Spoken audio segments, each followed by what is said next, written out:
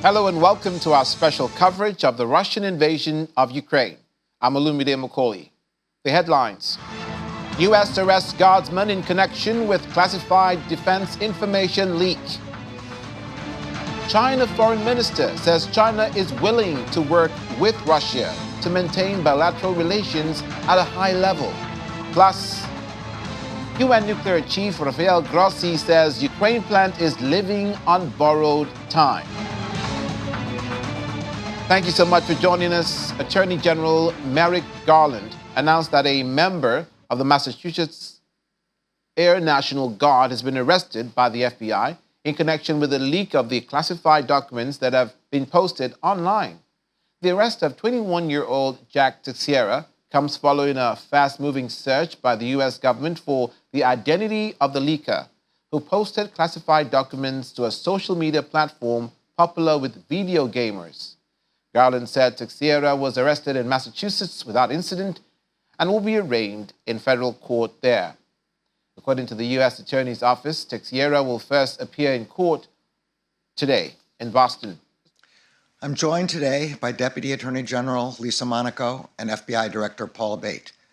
Today, the Justice Department arrested Jack Douglas Teixeira in connection with an investigation into alleged unauthorized removal, retention, and transmission of classified national defense information. Teixeira is an employee of the United States Air Force National Guard. FBI agents took Teixeira into custody earlier this afternoon without incident.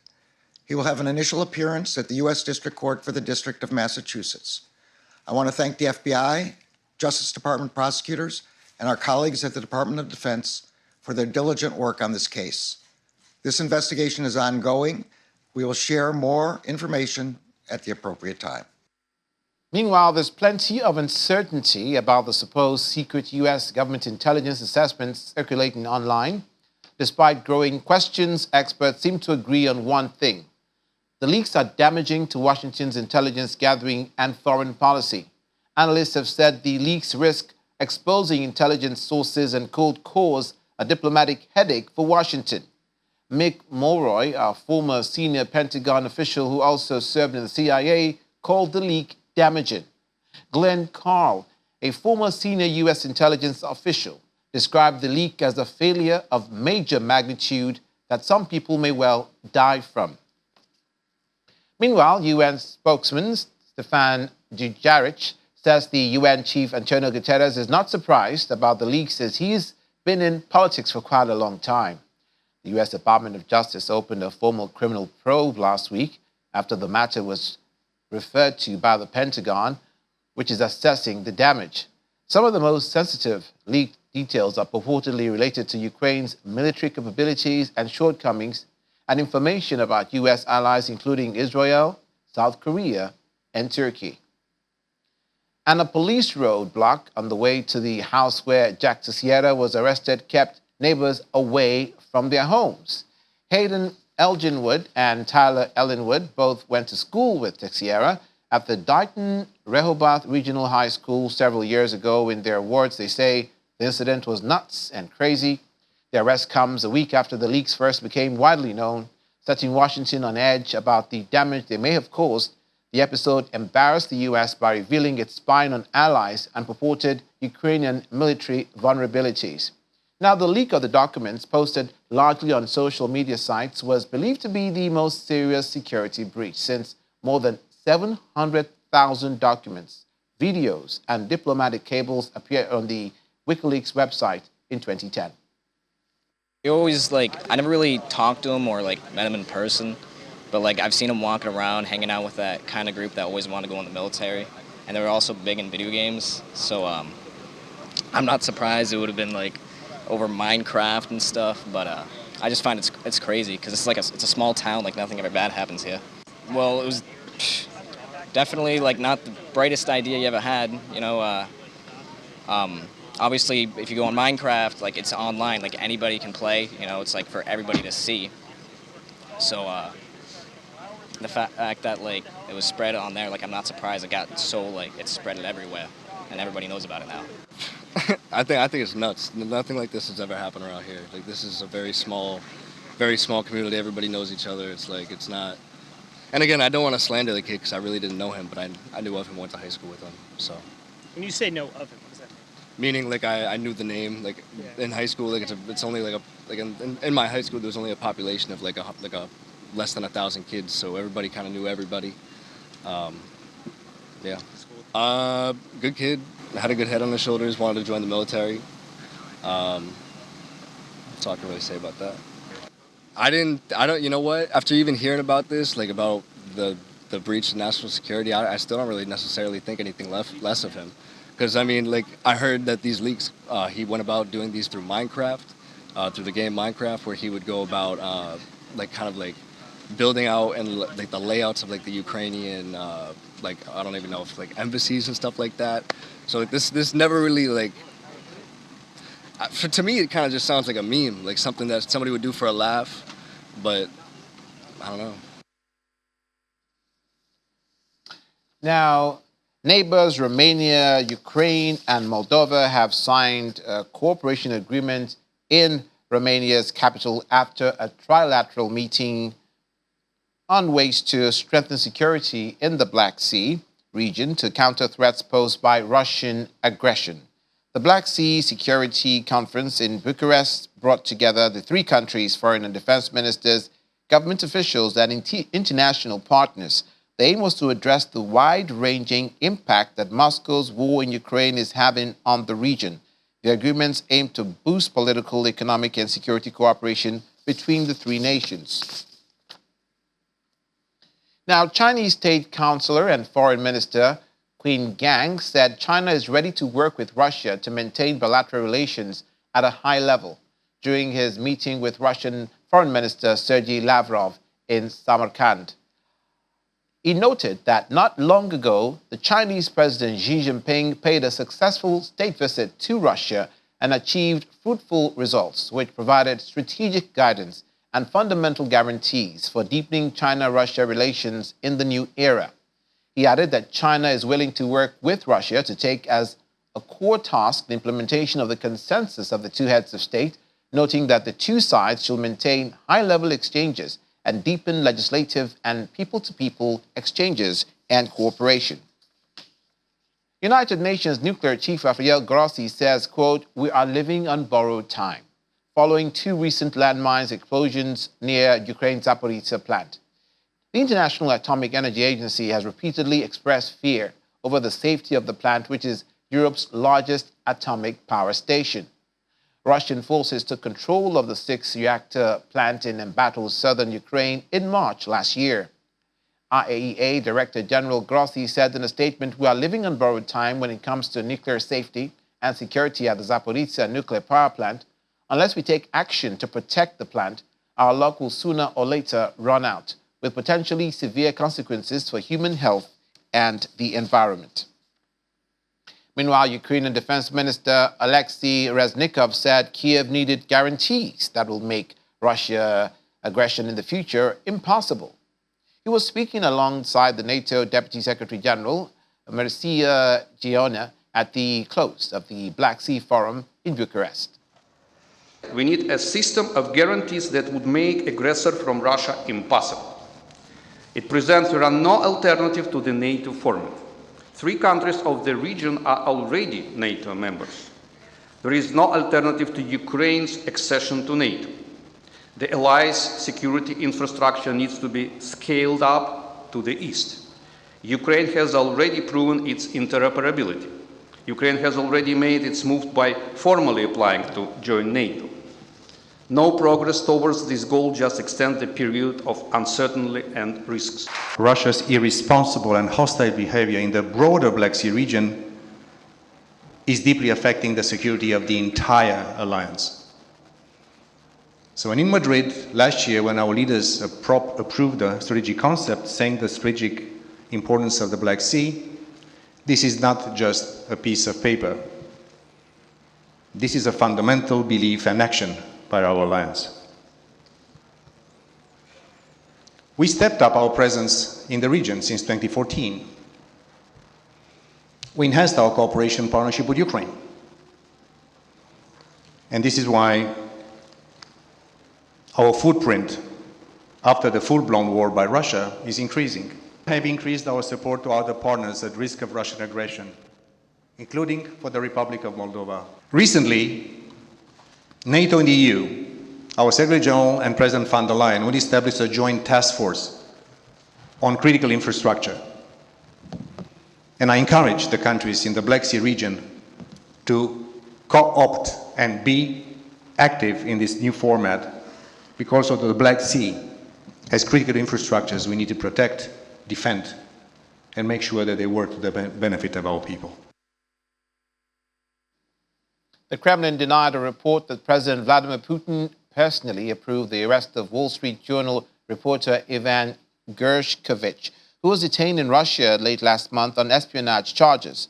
Kremlin spokesman Dmitry Peskov told reporters, in his words, "No, it's not the president's prerogative. It's the special services who are doing their job. Once again, I would like to remind you that this journalist was caught red-handed." A court in Moscow fined Wikipedia for a Russian-language article it refused to remove about Russia's invasion of Ukraine.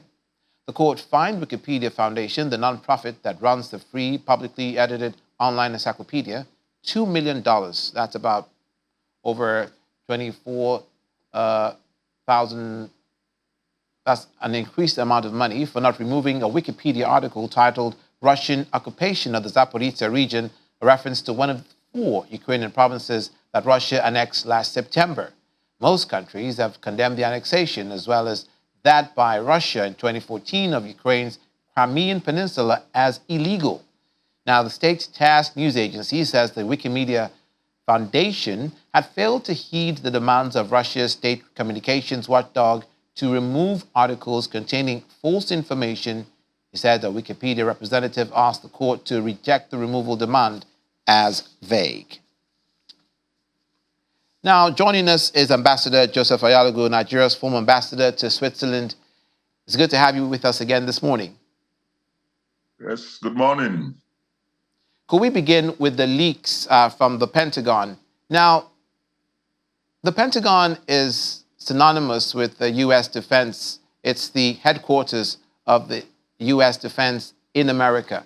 And for this leak to happen, obviously it has been called embarrassing, a disaster, etc. The man fingered in the leak is supposed to be a guard of some sort, but the sort of classified documents that he had access to and subsequently leaked, if it's proven that he was the one that actually did it, presupposes that maybe there was some higher compromise involved. What's your view that maybe this man is just a fall guy for this crime? Yes, thank you. Well, of course, the U.S. And many countries protect their information, and usually they worry when there is a leak, and this is quite a big leak from what we hear so far. And the source is a very young, low-level officer who, the way it's described, it looks like it's just some people playing pranks. But the point is that a lot of documents pertinent to U.S. activities globally all over the world has been leaked, and they don't seem to know when it started. But investigations are going on. It's a serious matter for them, and I understand that penalty for that could include life imprisonment. So it's one of the worries that the U.S. has at its desk at the moment. Enlighten us, if you will, Ambassador, if it's in the nature of allies to spy on each other. We have the U.S. going by this leak, if it's verified to be the case, spying on the UN Secretary General, spying on Ukraine. Couldn't they have gotten that information across the table? Well, yeah. of course, I can't speak on the basics of spying, but everybody wants some information that you are not ready to give. So that's the background to spying. Some of the information are critical to warfare, to everything, almost everything. The issue is with some information you're not ready to share, which they need. They go about looking for it. It's not usual. It's not the usual practice for allies to spy on themselves because some of the whatever information they need, they actually should be able to get, being allies anyway. But well, you never know by why anything is done. But we will still need to wait to get to know the full extent of this situation, whether there is a lot more, well, at a high level, that some careless mistake in data protection that fell into the hands of some smart guy or other. Well, somebody feeling that he's got something new and wants to spread out to some of his friends, perhaps youthful exuberance, we don't know. But I'm sure that the US is taking it very seriously and will try to get to the root of it. I was watching an interview yesterday and from the Pentagon, and they didn't give in much.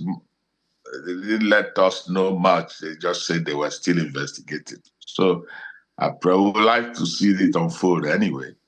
Yes, Ambassador, that was to my point earlier that for him to have access to that sort of information, he must have that sort of access. And as you mentioned, his too low level, it appears to be too low level for him to do that. So obviously someone dropped the ball. But Ambassador, how big of it is an issue? How big of an issue is it, beg your pardon, for the U.S. In the international community? How damaging is it to the U.S.'s reputation? Well, yes, of course, it's damaging to reputation if we consider that a big country with all the facilities, with information technology protection facilities, could not prevent such access or such breaking, I would say, by a low-level operative. So that definitely doesn't help the image. But they will still need to find out the extent of damage that's been done arising from whatever has been released or the failure was circulating. So that's the issue for the moment. Yes, sir. Let's stay with it for a moment as well. Is there something more sinister afoot? Because here is this gentleman who supposedly gets this sensitive information. He is not, I suppose, an uneducated individual. He knows that if he leaks it on video gaming rooms, it's going to be traced back to him. But he doesn't care. He goes ahead and leaks classified national U.S. intelligence information to gamers. So it seems too obvious to not be maybe something that maybe there's another motive behind it. And again, he's not a spy. He didn't try and sell the information to the Chinese. He didn't try and sell the information to the Russians. He leaks it on a video gaming room. Yeah, that's what's peculiar with this. A regular spy would have a purpose for spying, and whatever information he gets, they will surreptitiously sell it to whoever needs it. But so far, we see this young man, just spreading it out to friends, a group of friends. Oh, look what I've got. I am such a great IT fellow. I've broken into the system of big shot US. So either way, the end game is that once he got whatever he got through whatever means, and then circulated to a group, even if it was just a small group, because that's what we can understand so far. it's already started its circulation, and any of his friends could use it for the purpose which he himself didn't actually intend to use. So I would say for now it appears a fluke, but a fluke with dangerous consequences. Yes, indeed, Ambassador. For a conspiracy theorist, if you recall the JFK assassination, where the man fingered for the crime and who admitted to the crime was shot in police custody by someone else before the case could go to trial and what have you. You know, so that's an entirely different story altogether. But can we turn now to the guarantees sought by the Ukrainian defense minister? Is it realistic, Mr. Alexei Reznikov, who says that Kyiv needs guarantees that will make future Russian aggression impossible? Speaking to NATO, is that a pie in the sky? Well, whether realistic or not, that's what they need now, because they have seen a creeping situation. Crimea almost 9 years ago, then a lull, and then an intervention, or rather incursions through the Donbas region, and then a full-blown war against the sovereign country, Ukraine. So Ukraine would always want to have some guarantees. What the type of guarantees they are likely to get would vary anyway. Of course, there's this current situation arises from the mindset of Putin. Probably some other leader would not want to go to that length. Another guarantee, of course, would be to fully enter the NATO or get assurances from the West that they would, protection and assurances. Anyway, I think it's in order to want that for some form of guarantee, whatever that is, will depend on what is possible at any moment. Ambassador, thank you so much for your thoughts on the issues. Yes, thank you. Good morning. Ambassador Joseph Ayalogu joining us out of London, former ambassador to Switzerland. You're watching special coverage of Russian invasion of Ukraine. After the break, Ukraine calls for NATO to secure Black Sea and integrate Ukrainian defenses as Russia rejects transition to NATO Sea. Details in a moment. Please stay with us. Welcome back. Polish Prime Minister Mateusz Morawiecki says if Ukraine is defeated in its war with Russia, China may decide to invade Taiwan shortly afterwards. He said in a speech at the Atlantic Council think tank in Washington, D.C., God forbid if Ukraine falls, if Ukraine gets conquered, the next day China may attack Taiwan. He says he sees lots of connectivity, lots of interdependency between the situation in Ukraine and the situation in Taiwan. The German government has approved Poland's request to transfer 5 Soviet-designed MiG-29 fighter jets to help Ukraine defend against the Russian invasion. The defense minister, Boris Pistorius, said in a statement which partly reads, I welcome the fact that we in the federal government have reached this decision together. Poland needs Germany's consent to send its remaining jets to a third country. Pistorius says the request from Poland had arrived on Thursday, adding that the same day approval that Germany can be relied on. Now, Kremlin spokesman Dmitry Peskov says the Black Sea will never be a NATO sea after Ukraine's foreign minister urged the Atlantic Alliance to play a bigger security role in the region. Both Russia and Ukraine have a Black Sea coastline, as do NATO members Turkey, Bulgaria, and Romania. NATO and demilitarization are mutually exclusive concepts. The Black Sea will never be a NATO sea.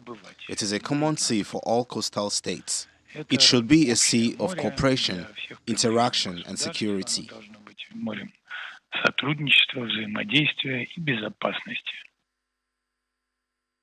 Now let's talk to Dr. Dakwat Thomas, expert on international relations Theory, Lagos State University. You're welcome to the program this morning, sir. Yeah, thank you for having me. Now, the Polish request to Germany to transfer their fighter jets to help defend Ukraine is the same reason that South Korea refused to or backpedaled on giving the United States artillery, military assets, because their international law forbids them from supporting a proxy war by using their own assets militarily through a second party to a third party. But it appears that Germany has no problem with that.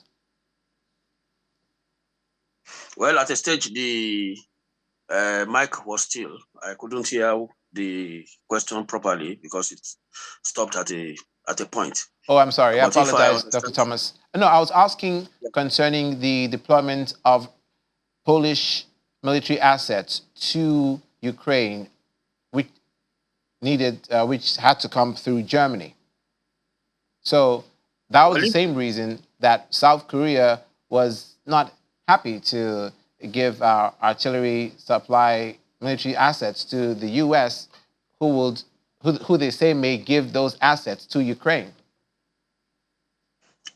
Well, I think there is a standard procedure for any nation that intends to give out a particular equipment, military equipment, if you are the manufacturer or the supplier.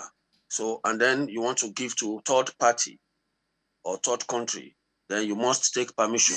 It's the same thing we are talking about, when we are talking about Leopard the other time. You understand? Because it's Germany is the manufacturer, and the Poles were ready to give to Ukraine, but they had to take a written permission, or they had to have the approval of Germany, the manufacturer, before they can give it out to Ukraine. So in this instance, I think that approval was necessary. Possibly German supplied the M90, M29 jets, and possibly they manufacture it, because I can see that it's a kind of Soviet equipment or Soviet plane, But along that line, I think Germany has a control or has to give approval before Poland can give it out to Ukraine for use. Secondly, we have a tale of two spies. One, a nation, the United States, allegedly spying on some of its allies, including Ukraine, and one, a United States citizen in Russia, spying allegedly, according to Russia, for the U.S. against Russia inside the Russian nation. Now, how big of an international incident is this for the United States? These two scenarios are different because those you regard as spies for US working in Russia may not actually be spies. It may just be, they may be journalists, just like this one that is happening now. They may be journalists, they may be anything. But if they are war correspondents, if they are military correspondents, then they can have access to, they can make inquiry into your industrial complex. And I think that was what happened to this particular chap. I don't believe that spies in Russia are actually spies, only those who can be labeled as such. But in this instance, journalists can also be labeled as spies if there is a conflict or if there is too much concentration on Russia's military Russia's industrial military complex. Now for US, it's not new. It has been known, and it started during the Cold War, when the two nations were spying on themselves. In fact, the impression now, or whatever it is now, is that there is nobody. In fact, it got to a stage that even Anoto has to say that even if God is using phone, that US would pick it up. They will pick whatever, anything that has to do with electromagnetic energy. They will definitely have something to do. If whatever goes even under the sea, what comes up, what goes under the sea, they have everything. They have already planted tapping ports, with submarines in the depth of at the seabed. So there is nothing new about that. The only problem now is the embarrassing situation, because I don't think that your allies would want you to be that negligent, to be that careless as to be revealing whatever you are capturing when it comes to their national security. So that's the only problem. There is nothing new about spies all over. They are all over the world. Even Russia has its own. And the US. So it's not even South Korea and Israel. They know all these things. They know. If there is a belief that US knows everything that goes around the world 24/7, because they have the capacity or the capability to do this. And then they analyze to know whether some of these things, and I mean those that are necessary, those that are not necessary, and they use keywords. They use certain keywords to decode which ones of this information are necessary and which of them are not necessary. Some of them can be but there is nothing that goes on that they do not capture on their systems. They have so many interception systems, that they use. So I just want to believe that spies here, spies there, anybody can label anybody any spy. I mean, a spy. So for those inside Russia, I do not believe that everybody, those labeled by Russia as spies, are really spies. But for US, I don't think they have anything to cover. There is no way they can deny that they don't have the component. I mean, they don't have the machinery, the capability to eavesdrop on some of these things. It's just that the leakage was very embarrassing to some of his allies, especially Israel and South Korea. Yes, Dr. Thomas, you're mentioning the bugging devices and eavesdropping reminded me, and that situation also reminds me of the Watergate scandal in the 70s involving former US President Richard Nixon, who had to resign because of that. That involved, amongst other things, the bugging of the DNC Watergate complex in the United States, which was a huge scandal that led to the first ever resignation of a US president, happened to be Richard Nixon. I was asking our earlier guest about the possibility that it may be a smokescreen for a more nefarious or bigger picture for someone in the Pentagon who is not pro the United States policy against Russia for the war. We know that this man who's been allegedly the one behind the leaks is one who was talking about gun, gods, and country, which is a familiar position for the far right or the right movement in the United States against the leftist movement in the United States. And he leaked this. He leaked this thing in such an open and blatant way that seems to suggest that he didn't care about the fallout. Well, I don't want to believe that he didn't care about the fallout. These are people who are very used to, particularly they said the site, is for gamers. And, it's just 21. He's a young guy. And some of them the exuberance is there for them to say, okay, I got this information, I got that information. Unfortunately for him, the military discipline does not encourage these kinds of exuberance, which he has taken rather too far. He's a gamer. So he's so excited, he may be excited to do some of these things. But I believe after spending 3 years or so in the military, he should have been more careful to know when you start playing a game and when it comes to national security. So it is not about anybody being against what is happening in Russia or what is happening in the US and maybe it's against a government or anything. I don't think so. I just want to believe that the substantial rule or the substantial effect or impact is on the game. I don't know whether they do betting or they do some other things, but I want to believe that it was just a kind of exuberance that made him to, and they said it has been known for long. So he was not even the only person that has engaged in that kind of exercise. It has been known for long. It's been for years, for some time, but possibly they didn't find those ones very interesting. And now the US And I'm so sure the Pentagon would definitely have information that this thing had been leaking. Sometimes it can be very deliberate. The leakage can be very deliberate.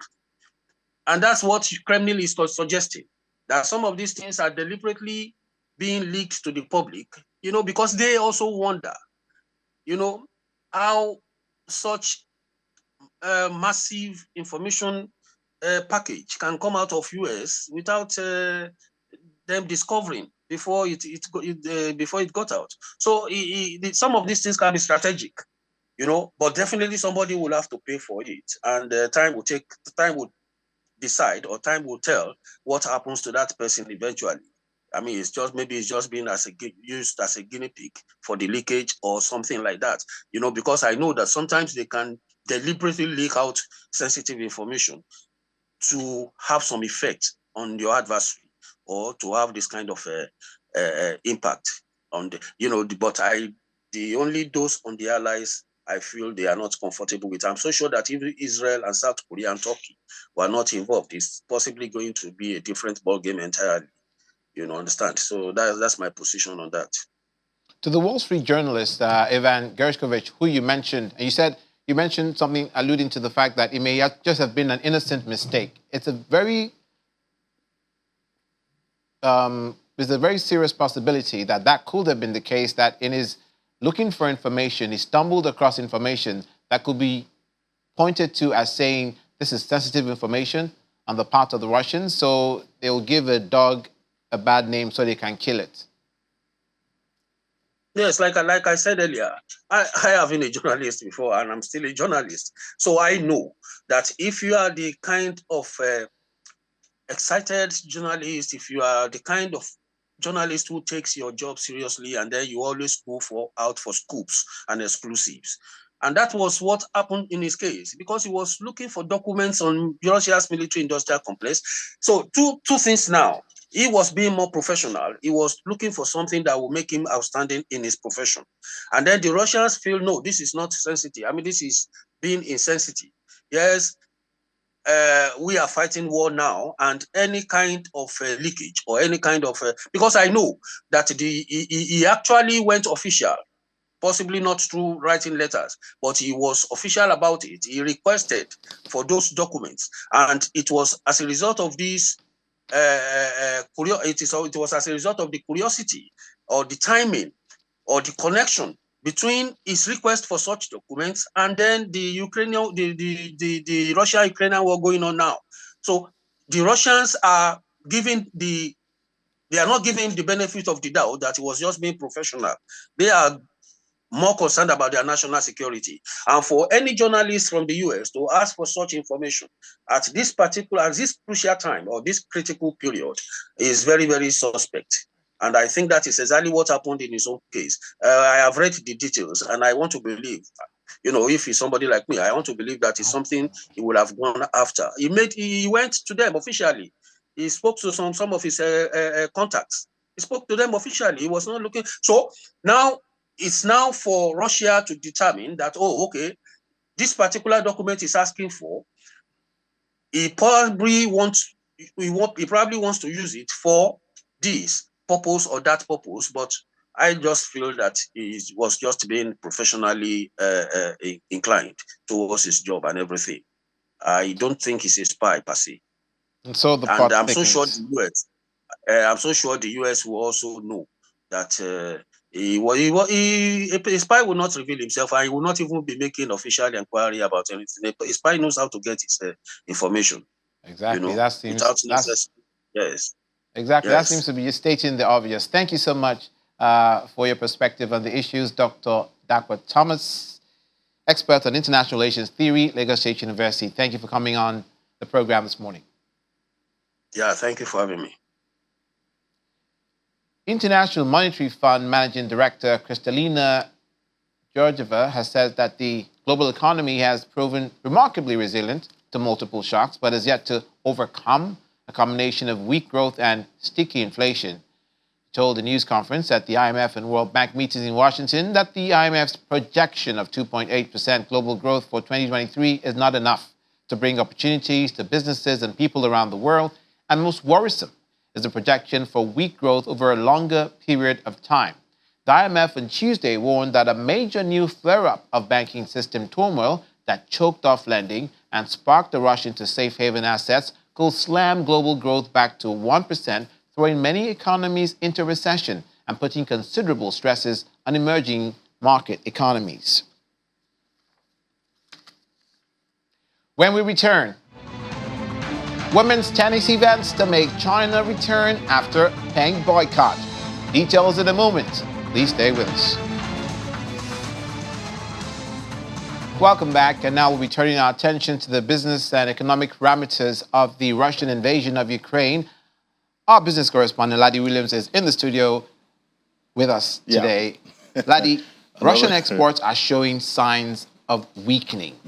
Now, we know that business has been going on. Yes, business has been going on, but at a weakening pace. Looking at exports coming from Russia, we've seen how the sanctions from the U.S. and its allies are already starting to bite into exports that normally come out from Russia. And when your exports for an export-dependent economy, once there's a slash in your exports, definitely your revenue is going to come down. And we're already seeing that, happening with the current account balance we got for the first quarter of 2023 for Russia. We saw a big decline there, about 75% drop, in their current accounts, showing a deficit, at this point. So it's already showing in the oil market there. We're seeing, a lot of volatility in the oil market. We've seen the price cap on Russian oil, at this time, and we're seeing they're not able to send out, to the regular buyers. We know Europe was a big buyer of Russian oil and gas, before the war, and all of the sanctions now have limited their buyers to just, China and India and some other few countries that are able to, buy some of their oil. So we're seeing oil production from Russia there about 700,000 barrels down, at this time. And now all eyes on the International Energy Agency. They're bringing their outlook report for the energy market. That's coming out sometime today. So that's going to show signs of what's to come for demand, oil demand going forward. We already see, the surprise cut there. That added to the price action we saw with Brent and WTI in international markets. Prices jumped after we got that cut. But now there's demand issues that, the markets have to deal with. And that's what's putting a damper on oil prices actually going higher. So at the end of the day, we're seeing the sanctions are beginning to, have a huge impact on, Russian exports, especially their energy exports. And that's where they get a huge chunk of revenue. So you can imagine how that's impacting revenue going forward at this time. Indeed, I can. And also, the Black Sea grain deal, could you refresh? You pointed out that it may nearly be over. Yeah. And that's Russia saying that. Could you refresh our memories on what the Black Grain Sea deal is in the first place, and now that it's we saw how in 2022, wheat prices, grain prices, and some edible oils, we saw prices skyrocket. Immediately, Russia actually invaded Ukraine, because these two countries account for a big chunk of, exports of grains and edible oil. So when the war started, we saw the restrictions on supply, and that impacted the global food markets.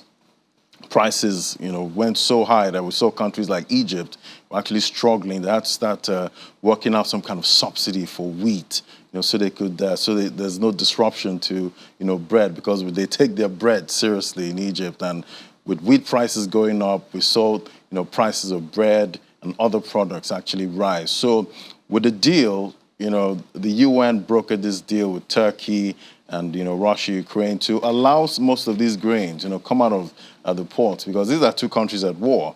You can imagine their major exports would definitely be affected. And we know Ukraine, they need that Black Sea corridor to send out, most of these grains. So this deal was brokered in 2022. It's been going okay. We've seen wheat prices, grain prices come down, ever since we had that deal. But now we're supposed to have a renewal for May the 18th, but it's looking quite bleak, because Russia is saying, you know what, we don't have restrictions on our grains, but getting our grains out of Russia, we have restrictions there, from logistics to payments, because They were taking off SWIFT.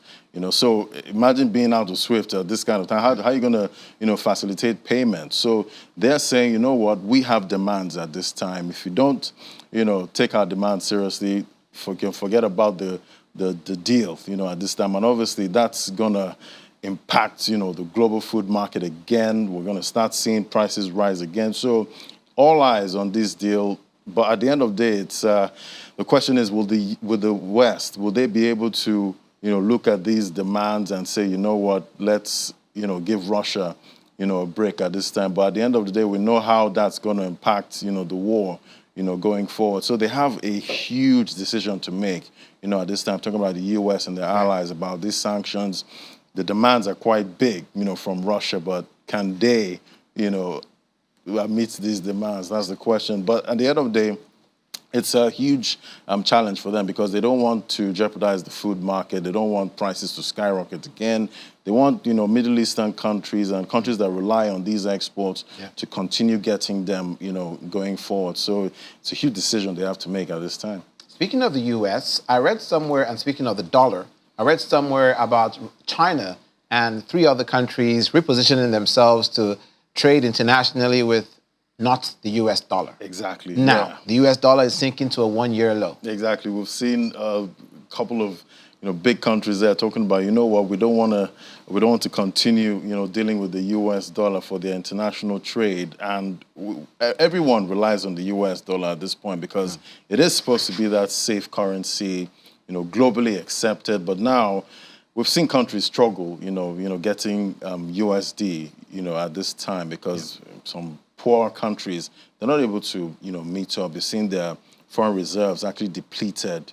They're not able to get as much dollars they're, used to. But all of this started, in 2022 with the war.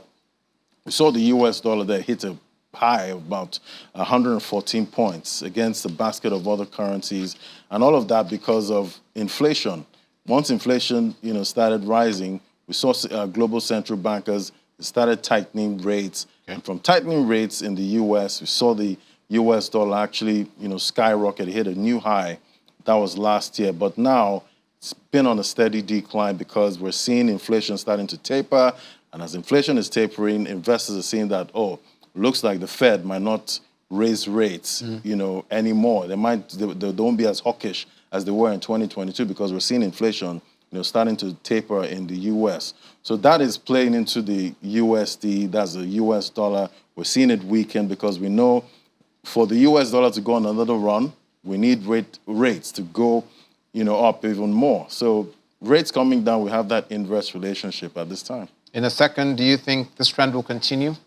Well, if it depends on what happens, at the next meeting for the U.S. Fed, if they're going to raise rates or if there's going to be some kind of pause. We're waiting for that. Investors are patiently, watching out for that because we know once they continue with rate hikes, then the U.S. dollar is going to strengthen. But, there's a lot to consider at this time with the whole banking crisis in the U.S. and all. That's 15 seconds. Wow. More business news after Russian invasion with Laddie Williams. Thanks, Laddie. Thank you. Now, Polish paramedic Robert said he had no doubt that he had to come to Ukraine when Russia started a full-scale invasion in February last year. And from there, we'll bring you the sporting dimension of the Russian invasion. The Women's Tennis Association will bring its event back to China later this year, ending a boycott instituted in late 2021 over concerns about the safety of former player Peng Shuai after she accused a high-ranking government official of sexual assault. The WTA in a statement said it would lift its suspension of tournaments in China in September despite making little progress on the situation that sparked the boycott. WTA had received widespread praise for suspending its tournament in China after Peng, in a social media post in November 2021, said former Vice Premier Deng Gaoli forced her to have sexual intercourse. Chinese authorities quickly took the post down. Now, Peng then briefly disappeared from public view and later denied making the accusation, sparking fears for her safety. And this is where we leave it for today's special coverage of Russian invasion of Ukraine. I'm Olumide Macaulay. Thank you for watching. Have a great weekend.